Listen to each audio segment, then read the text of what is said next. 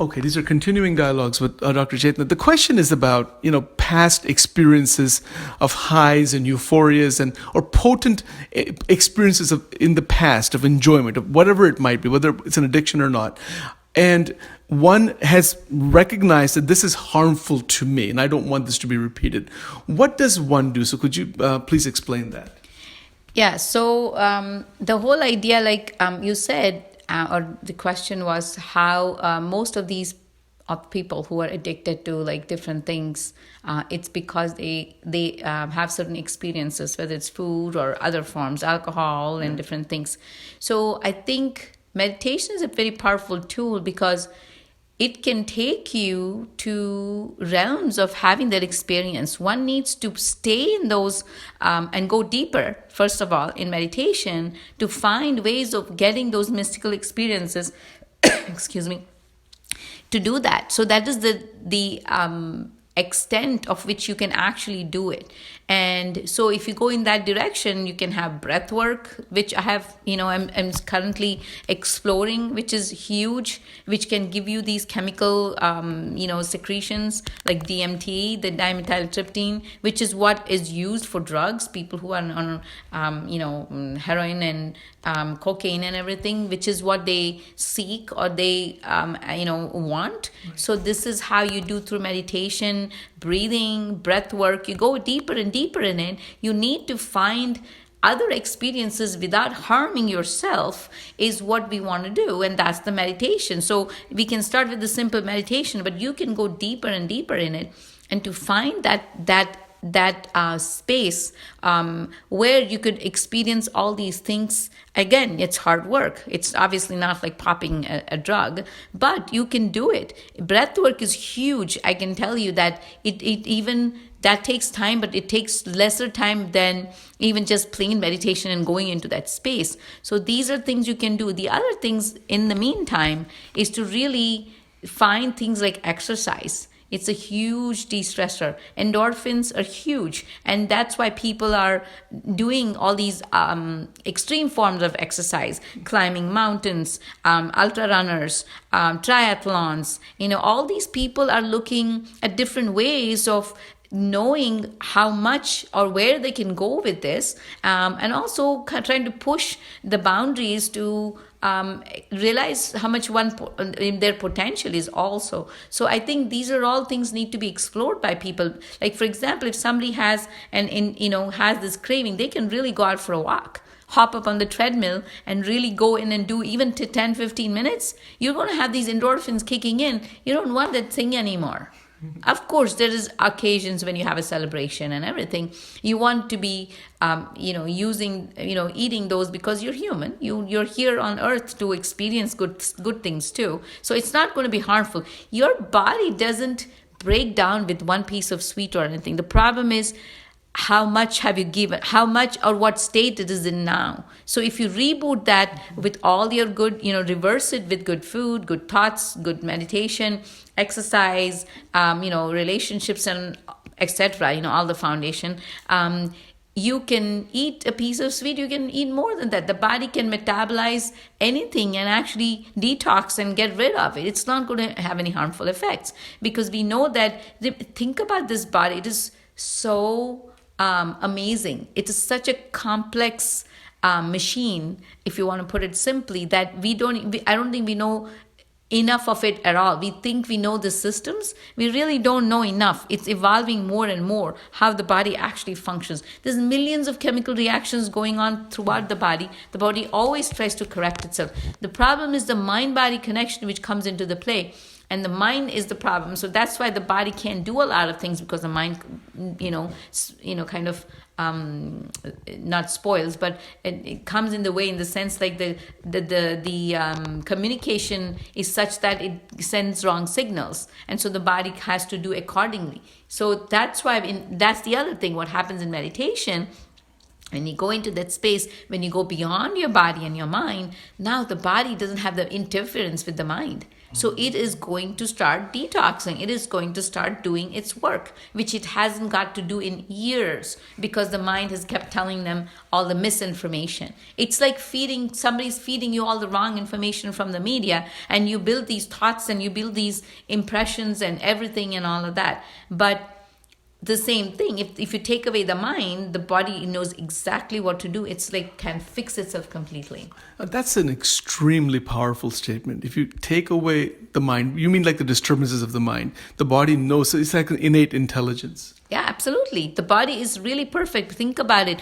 All the things it does, how the heart functions, how the kidney functions, how the liver functions, every organ you can think of. The body knows what to do. It signals when the body needs food, everything. But the mind comes in between and disrupts the whole thing. It starts sending wrong signals because of what you've been through or what your memories are and emotional things and everything. So then the body has to adjust, constantly do these things, and that's what disrupts the whole mechanism. So we are interfering so much because of the mind. So when I say take away the mind, you integrate it more and you realize that you're sending the right signals now to the body's going to stay healthy. So that's just, if you really look at it, it's very simple. Of course, to put it in practice is complicated. Otherwise, we would all have done it. But that's the thing about what we're doing, trying to do doc with meditation.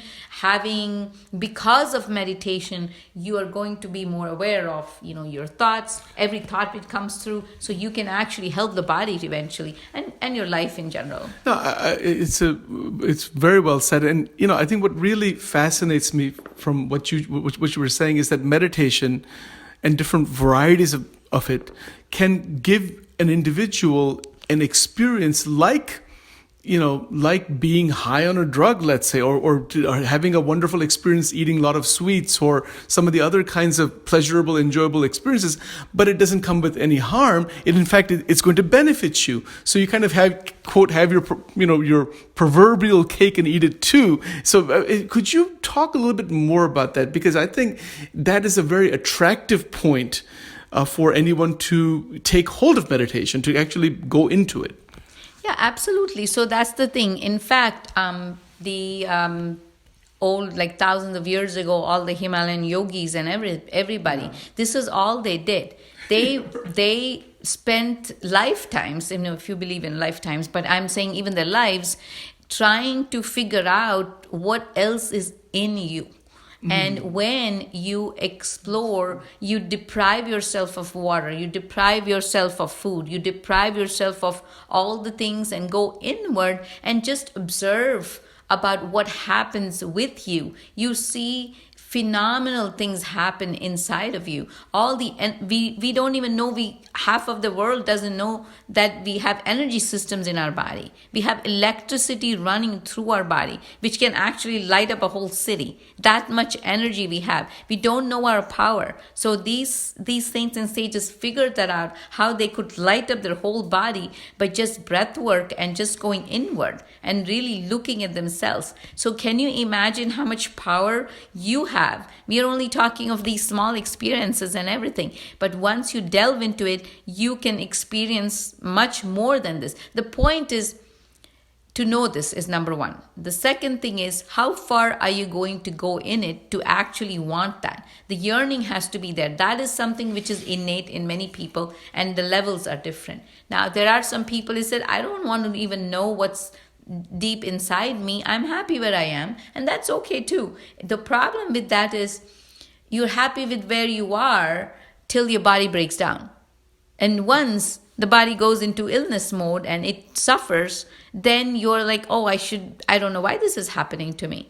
And without, and you don't, little do you realize that you actually caused it. When I say caused it, I mean like with your wrong thinking and, not eating right and this whole complex process. So, but what we want to come out in this is how powerful we are to reverse these things, to actually take control of that. Say, how do I want to live my life? Do I want to live being sick and ending up in the hospital back and forth? No, we don't want to do it. We just want to live the best we did. So you can even find at least a middle ground somewhere where you're going to say, let me experiment. How much does it help? So as you do more and more, you will see that you'll have less of these, at least those anxiety, depression, and not so good feelings will get better and better as you go along.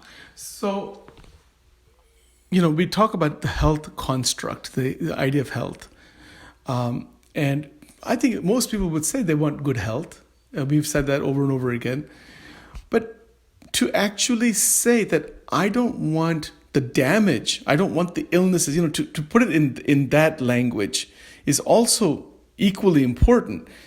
Wanting health is like a positive statement, but not wanting all the illnesses and the problems and the damage, and to hold that mindfully. Could you say something about prevention in that sense? So you have people who are not unhealthy right now, and they want to stay that way, right? So that's a prevention. And then those people who are on the road to becoming healthy, and they want to move along that road. So could you say something about prevention in that context?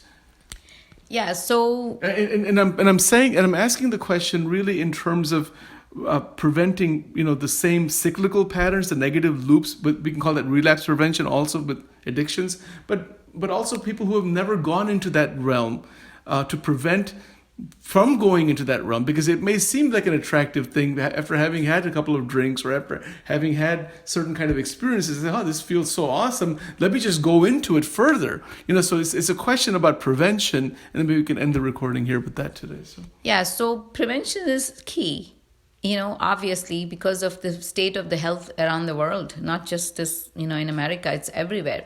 Because of all the things which, there's umpteen number of things. The state of health is not, again, just food. It is many things. Yes.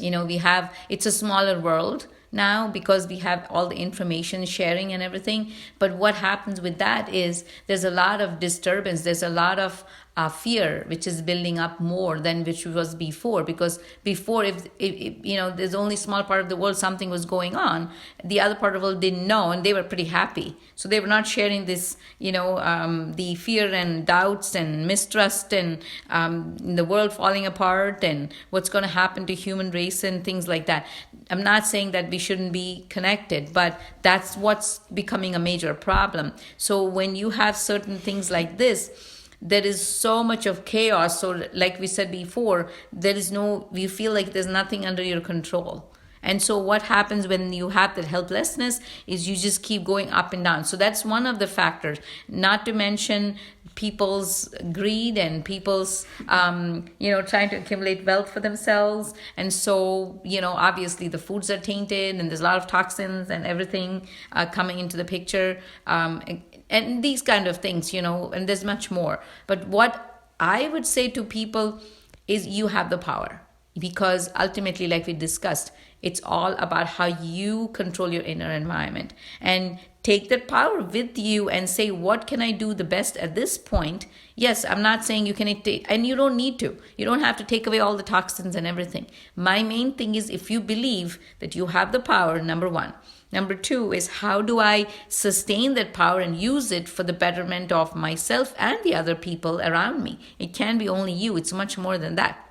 We're all humans. We're all connected. So we have to do that. And then, of course, select whatever you can in the foods you have, the best options you can. And even this poorest person can prioritize what they can, buy and not buy. Yeah. If you have $100, you say, okay, again, remember, we eat more than what we need. So if you really learn to eat small portions and you eat the best food in that small portions, you can easily use the $100 for your food. The problem is we're greedy about, because again, the mind-body connection, and you have these cravings, you're going through all these things. So that's the usual problem with suffering. It's not about not having enough even. So it's the mindset. Saying, I am in charge, I'm going to do my best, I'm going to make the best of this life that I have I want to live. So it's a combination of all these things. So absolutely prevention is possible. It's just changing the mindsets of people to say it's possible, number one. And how is it possible is to these things: meditate, control your inner environment as much as you can. And I say control, manage it, not control, but manage how the best ways to do it. And eat the right food, and everything else will come together, and you will not really have a disease. The problem is when you, and the problem actually, what I see mostly is people don't introspect. They don't look at themselves, what they're actually doing. They just go with the flow every day. It's like a rudderless boat. Okay, I'm going to get up in the morning, brush my teeth, drink my cup of coffee, check my emails. Then again, I'm going to work, do the same things at work, and then come back and eat or whatever, eat junk, and then go to bed. So if you're only in the outside, you're really not going inwards and seeing what's the quality of my life. What am I happy? Am I not happy? Am I using all my potential? There's so many factors like that. So once the introspection is the key. If you start introspecting, you can come out with a lot of it. Yes. The thing is, if you just go outwards and live the life like that, because somebody told this is the way to live, because my peers say this, because the public says this, because the president says this, or because whoever you trust says this, and you go with the flow, then you are at the mercy of that, of the outside circumstances. So it is going to cause suffering. It is not going to be a wonderful journey. But if you want to make it more, you got to take the onus on you and say, this is my internal environment. I'm going to do the best I can at every stage in my life, every day in my life, every moment in my life. And that's how, people who live well and successful, so-called, not money-wise, I'm saying just to living a good life is what I call success, is possible, definitely. And that's prevention. That's it. Mm-hmm. See, it seems to me that, through all of your teachings and all the things that you're saying, there's like a common thread there's a thread that runs through everything you're saying. And see if I've got it right here, and maybe you can really clarify that. Your emphasis is on the inner world and inner synchronicity, inner harmony, irrespective of circumstance, whether it's economic circumstance, life circumstance, family circumstance, whatever it might be, health circumstance, whatever the certain situation may be, you are emphasizing the harmony within.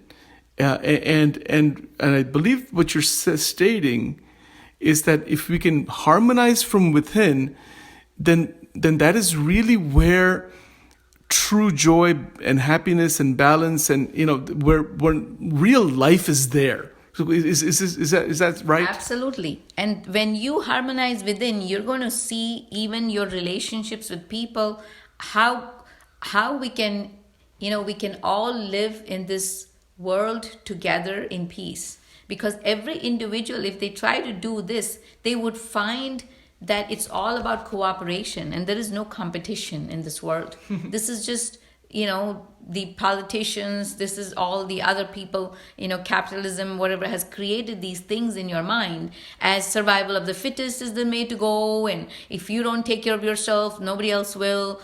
All these things I've been hearing a lot. And that is not the way human beings are by design. And if you read or if you listen to this famous geologist, and his name is Greg Braden. He talks about, because of his investigations in the past, he talks about relics. He's a geologist, and he talks about climate cycles, all these things. He says human by design are not competitive at all. This is just even going against Darwin's theory, where this came from. Just because Darwin said doesn't mean it was all, it was okay for that time being maybe, but it doesn't make sense now. There is no survival of the fittest. That's because we don't think about ourselves and we don't go inward and create that balance. Mm-hmm. There is enough food going around to feed the whole world and more. The problem is the mindset. When you take away, and there is a tilt of all these accumulated wealth and food in one, and pouring it out into the drain and not sharing it with the rest of the world. Right. That's the disparity. That's Sure. the whole issue. So it's human behavior. It's the Yes. human is the problem. So where does the behavior come from? Is not looking inside. It's almost like the unfit mind is creating the notion of survival of the fittest. Exactly. It is. It just is because you're not looking inwards. That's the point of going inwards. We realize that, hey, wait a minute. We're all one. There is no way human beings are not one. It's one humanity. Why do we call humanity? Yes. Because you're really one entity. It's not even different beings. Yes, with flesh and bones we are, but we are so connected with each other with energy vibrations and everything that has to be looked like that when you start looking at like that. And the only way you can look at it is when you go inwards. There is no way to say outwards because we look at people, we're all separate beings. And that's the problem when the separation comes. That's where the discrimination comes. That's where looking at somebody at every level, not just color, just by education, by work. The only reason why even these different people in different occupations is because they're good at that what they do. It doesn't have anything to do with upper or lower. There's nothing, no levels at all. So these are all created with the mind if you really look at it. So that's the whole idea about looking inside, which is going to help you in so much more in the world, like living in harmony and living together in peace and calm and joy, ecstasy even. So these are all connected. Yes. This is not just even health, it is much more than that. If you Much look at more. it, health is only a small factor in this life. It's just life itself. It's just being here. What's the It's purpose? like being high on life. Exactly. And that's what happens, comes from. Giving is a huge part of that. Being a part of other people, having the best relationships is a big part of it. Otherwise, as human beings, if somebody was secluded in an island, they would go crazy. Why? Because we are not people to be in isolation. Yeah, periods of time in solitude, but not real isolation. Right. Absolutely, yes. Because, you use the word ecstasy, ecstatic. We just have a couple minutes left here. It seems to me that an ecstatic life is a very full life. It's a life that is filled with tremendous amount of awakened energy. Maybe you could say something about that. Yeah, absolutely. It's all awakened. And like I said, we have energy to light up the whole, Yeah. a city. So when you awaken more and more energy, remember, everything we do has to be converted for energy. Like the foods we eat, the thoughts we think, it's all converting into some form of energy. Why do we eat food? Because we need that much amount of energy to go into the cells.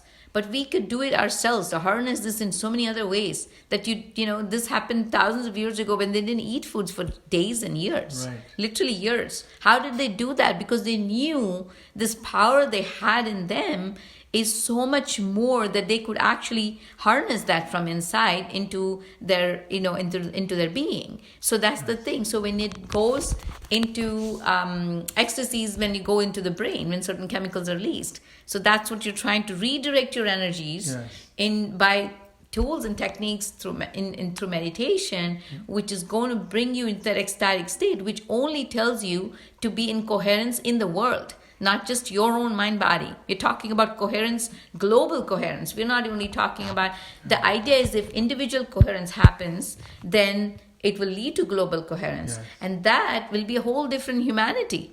And that would be the best group of people, which is amazing. Which would really indicate, or what you're saying is a strong indication of what is possible for each human being. Absolutely. Absolutely. And to recognize that possibility and then to grab hold of that. I mean, listening to these recordings is a beginning, but to really actually believe it and to grab hold of it would bring about the realization you're talking about. Absolutely. Again, listening again and again, introspecting, and application. And then will lead to realization. Yes, absolutely. All right, that's very nice. Thank you very much, Dr. Chetana Kripalu. Thank you so much. All right.